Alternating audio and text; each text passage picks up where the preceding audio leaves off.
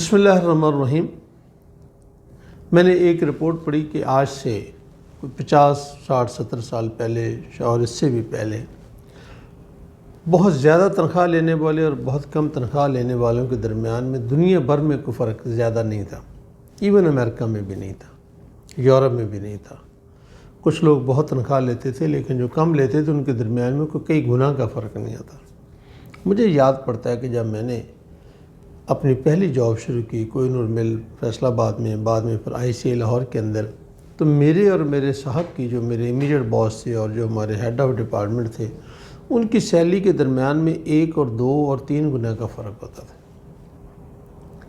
اور اگر آپ کو میں مثال دوں اور ایک اور مثال آپ کے سامنے رکھوں تو آپ نے دیکھا ہوگا کہ آج سے 50 60 70 سال پہلے ایک گاؤں کے اندر سارے ہی گھر جو ہیں وہ ایک جیسے ہی ہوتے تھے، سب بھی کچے ہوتے تھے، سب بھی گھروں کے اندر کوئی نہ کوئی جانور ہوتا تھا۔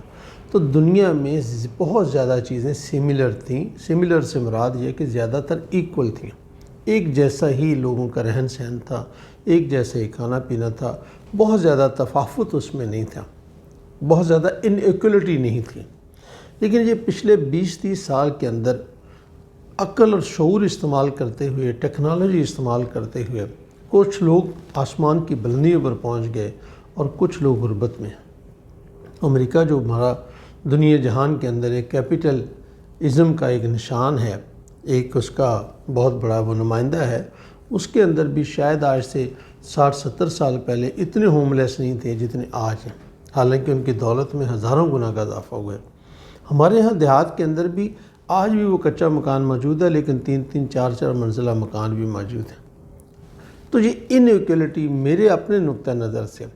اس کو جب سوشلزم نے ختم کرنے کی کوشش کی تو انہوں نے اسے بالکل غیر فطری انداز سے ختم کیا۔ مجھے چیک ریپبلک میں رہنے کا موقع ملا، وہاں پر سب سے زیادہ سوشلزم جو ہے وہ اپلائی کیا گیا تھا، مور دین 90%۔ تو وہاں پر جو ایک کام انہوں نے کیا کہ کسی بھی ملک کے GM اور اس کے ورکر کے درمیان میں ہارڈلی کوئی 30-40 روبل کا فرق ہوتا تھا، جو بھی آپ کہہ لیں، جو بھی کرنسی ہے، اگر وہ 80-90 لیتا ہے تو وہ 100-110 لیتا تھا۔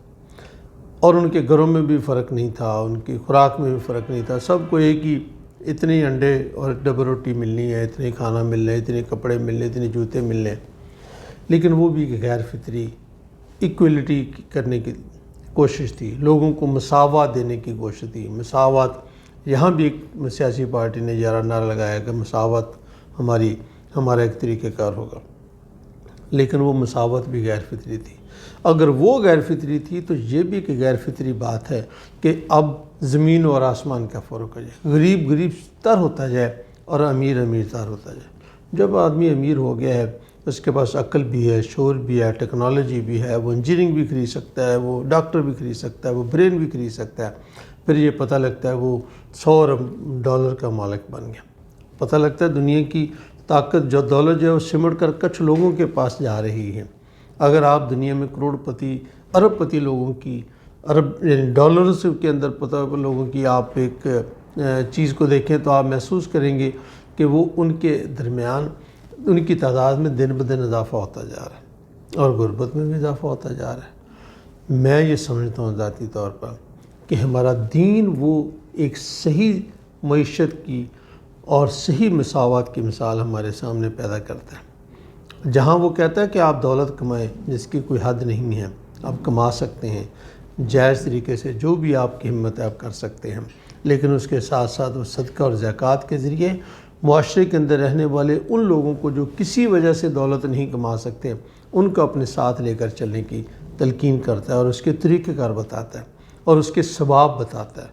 تو میں یہ سمجھتا ہوں کہ آنے والے دنوں کے اندر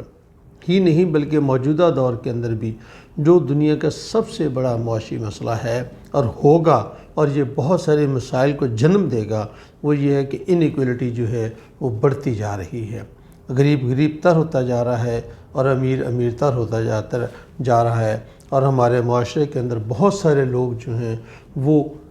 دولت سمٹ کر ان کے پاس جا رہی ہے۔ اگر اسی طرح سے ہوتا رہا تو پھر کسی نہ کسی دن اس کے اگینسٹ بھی ایک انقلاب آئے گا اور پھر وہ انقلاب ان سب چیزوں کو بہا کر لے جائے گا۔ اس لیے بہتر ہے کہ ہم رواداری، ہم میانہ روی کے ساتھ کام کرتے ہوئے اپنے معاشرے کے اندر اس تقسیم کو، اس گیپ کو کم کریں۔ بہت بہت شکریہ، جزاک اللہ خیر۔